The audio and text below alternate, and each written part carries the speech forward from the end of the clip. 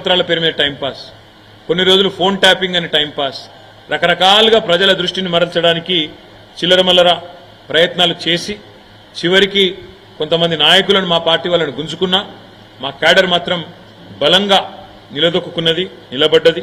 Parliament ఎన్నికల్లో అద్భుతంగా పోరాట పటిమను ప్రదర్శించింది బీఆర్ఎస్ పార్టీ క్యాడర్.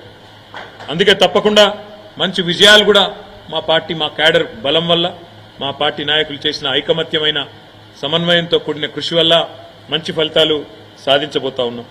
ప్రజలకు ఒక విషయం స్పష్టంగా అర్థమైంది, ఈనాడైనా ఏనాడైనా అల్టిమేట్గా బీఆర్ఎస్ పార్టీయే తెలంగాణ ప్రయోజనాలకు సంబంధించినంత వరకు శ్రీరామ రక్ష అనే మాట ప్రజలందరికీ కూడా అర్థమైంది. రెండు జాతీయ పార్టీలు కూడా కేవలం సన్నాయి నొక్కులు నొక్కడానికి, విమర్శలు చేయడానికి, కేసీఆర్ గారిని దూషించడానికి, కేవలం తెలంగాణకు ఏమీ చేయకపోయినా అడ్డగోలు మాటలు మాట్లాడడానికి,